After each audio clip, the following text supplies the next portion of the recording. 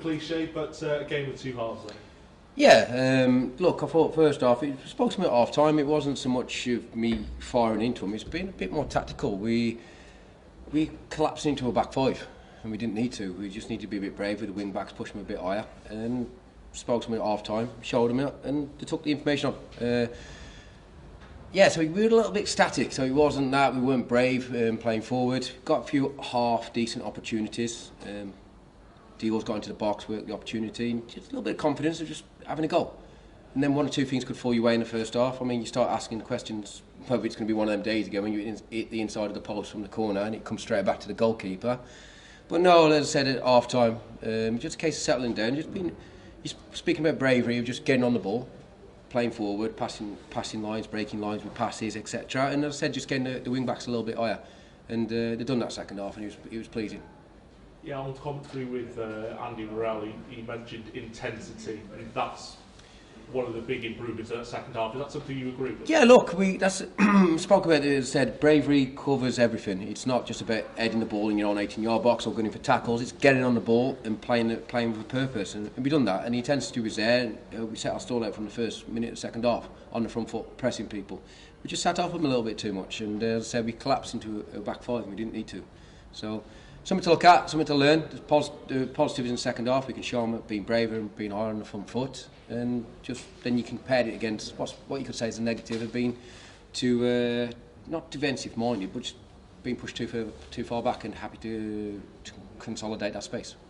Yeah, managers are paid to make decisions and those tweaks at half time, and within 3 minutes of that second half, just how pleased were you to see themselves getting back into that game early and getting on the front foot? Yeah, look, I'm pleased for them. Look, an honest bunch. They give it absolutely everything. There's a few times I'd like to be a bit more vocal to help themselves, but no, they give everything. And I said I'm over the moon with them.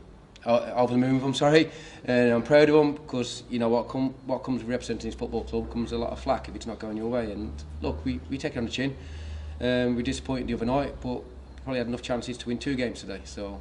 Look, it's positive. We've turned it around, we've span it, we pride in the performance second half, and we've got a week, 1 or 2 injuries, carry niggles, settle everything down, and get ourselves ready for what will be a very difficult game next week. Luke Young's goal, is it fair to say one off the training ground? It's something we looked at. Look, they're the bits. We spend time watching opposition and what they do. Something we flagged up. We can't control it if we're going to do it. It's just making sure the moment's right, and the decision comes with the taker. So we flagged it up on both sides just to be aware of it, and it worked. And look, I can take a little bit of credit on that in my staff. But no, look, as I said, the weight pass from Rex, spot on, technique from Youngie. Because if he goes too low, probably it's one of their players or one of our own players. But no, he put it in the top corner.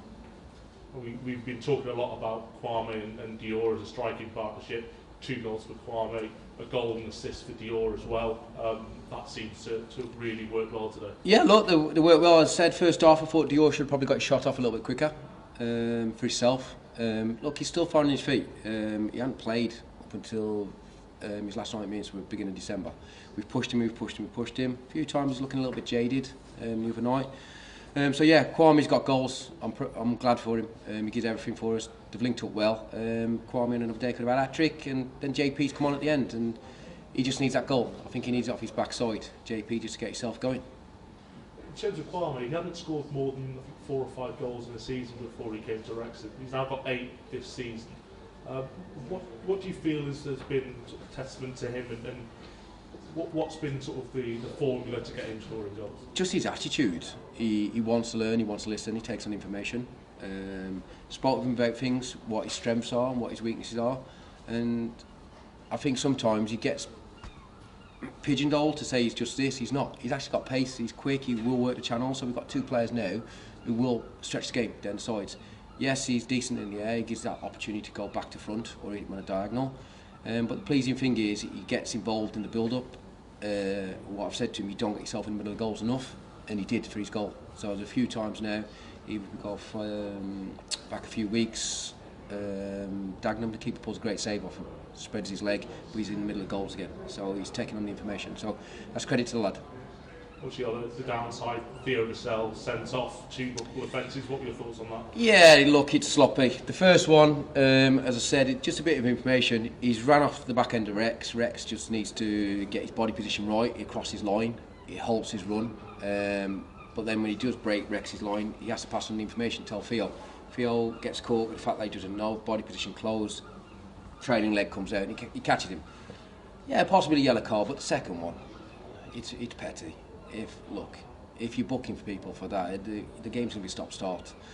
We have to take on the chin. It's 2 yellows, you can't appeal against it. So look, it's positive in getting back.